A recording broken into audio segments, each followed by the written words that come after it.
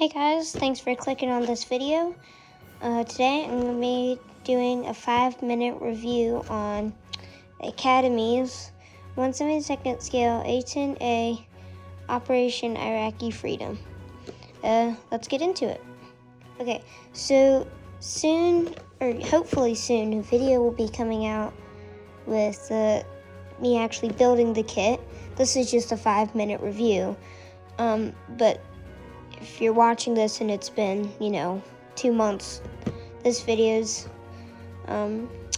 probably out, so you can go to my channel and look at it, but you don't have to if you don't want to. But anyways, all right, let's get into it. Okay, so inside of the box, it's packaged something like this. So you've got, your warnings, whatever that is. Nothing too important. Okay, so it looks like you have your instructions here. Instructions, I don't know. Yeah, so this is all, you can pause the video and read that. It's, just talks about the A-10. Might be a little blurry, but there you go. You can pause the video and look at that. Instructions. They don't look very complicated. They look relatively simple, which is a good thing, Just goes over that and whatnot, coordinates, all that, and then we've got our decal sheet here, and then your parts list, and then it's just the front. So I think, instruction sheet, right? Okay, so of course, or I would hope, everything comes sealed. It looks like these plastic pieces come in their own bag, which is nice, and we'll get to all this, but everything's sealed. Not everything has its own bag. These share a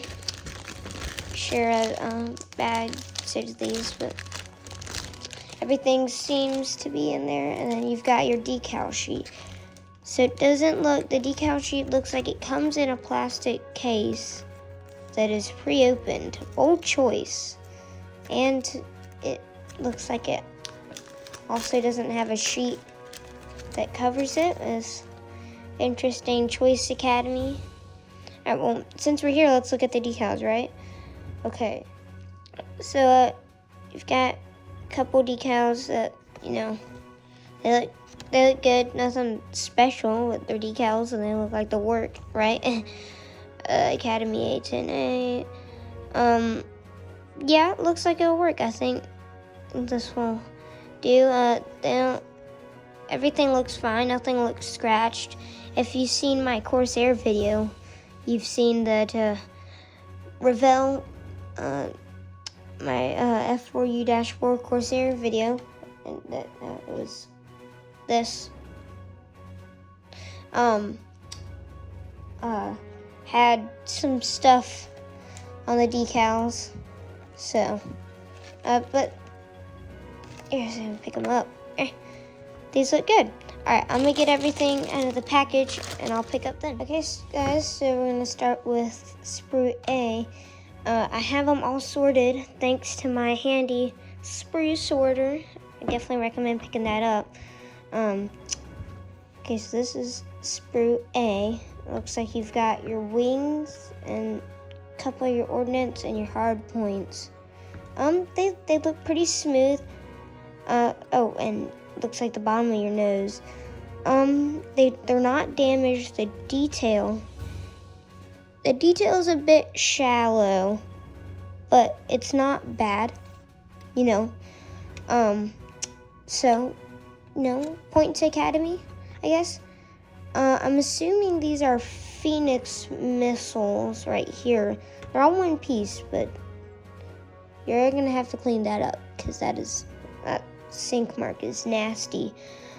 I think it's Fanny. Wait, no, I don't have one. Wait, hold on. Give me just one sec. Okay, so I built an F-14 Tomcat on 1/48 scale not too long ago.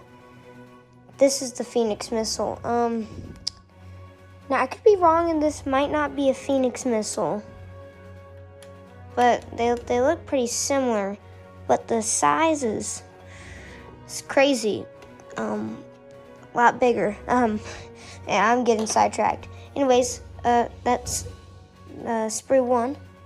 So let me put it back and I'll get the next.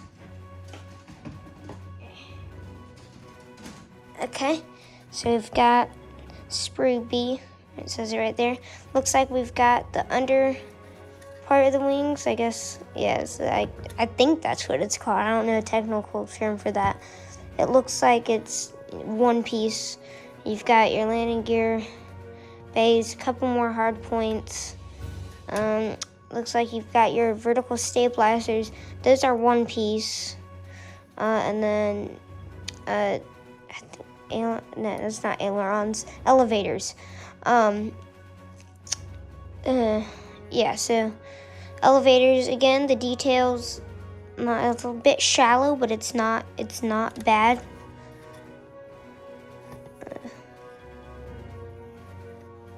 Hard points look pretty nice, actually. Especially those guys. Alright, so let's look at the next sprue. Okay, so this looks like Sprue C. Looks like you've got a couple more hard points. The A-10 carried a ton. Looks like you've got a couple more ordnance, another hard point. Surprise. Looks like you've got some fins of some sort. I don't know where those would go. That might be for ordnance or whatever.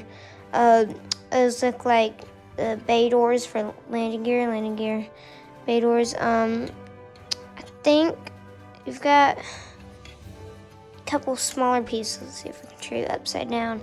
That might be the stick. That might be the screen for the cockpit. Let's see if there's anything on the other side with the detail. I don't know. Where's the detail at? Academy. There's nothing on there. It's just flat.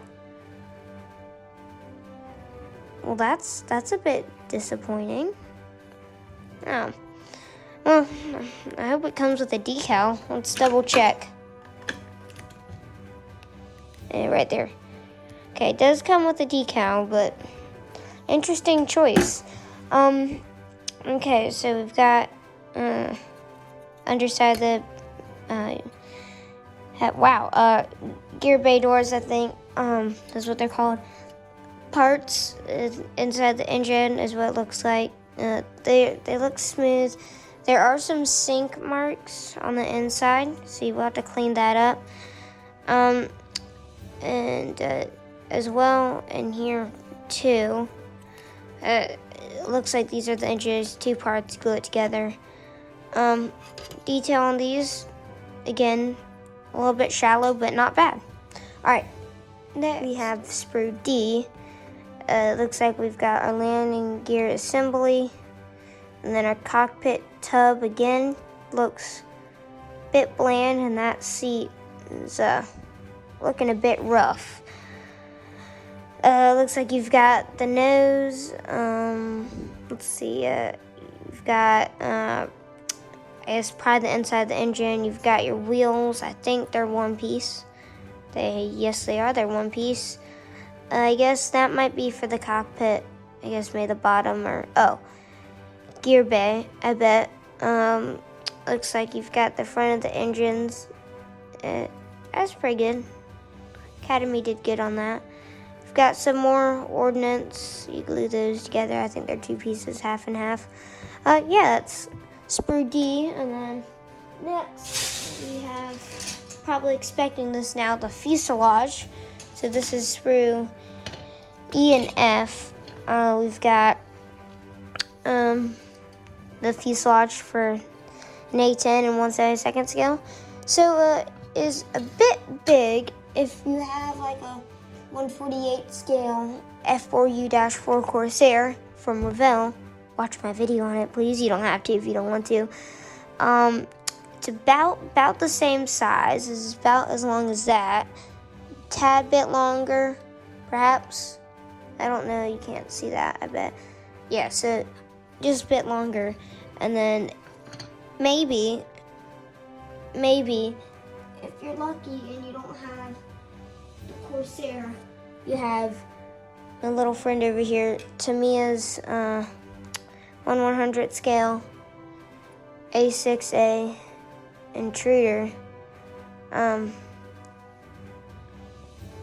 It's tiny, so it's not. Don't think like, oh my gosh, it's huge. This kit is very tiny. Yeah. I guess there's scale for you. So put you back like that. Yeah, I like you there. Yeah, let's scoot the canopy back as well. That's fun. Okay, sorry, I'm getting sidetracked. Detail is nice. Yeah. Again, it's shallow, but it's not bad detail. There you go. It's done. I finished the model kit. Looks great. I'm just kidding. And then next we have Sprue. So G looks like it's got a ton of ordnance and also a ton of sink marks. Yeah. There's not any detail on these. They're just injected molded plastic. I think they're like GBU 5s. Could be wrong. I'm sure, I'm not the best. I know the AM-54 Phoenix missile, the Sidewinder. I know the basics, but could be wrong. Alright, so next we have clear parts. I'm not gonna take these out of the bag. If you've watched any of my videos, I don't like to. I'm sorry, I apologize. I like to keep them clear, but you can see,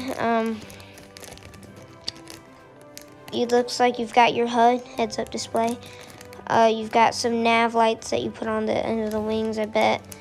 Then you've got your main part of the canopy, and then you've got the front, it's a canopy. If you're wondering what the Sprue letter was, it was H.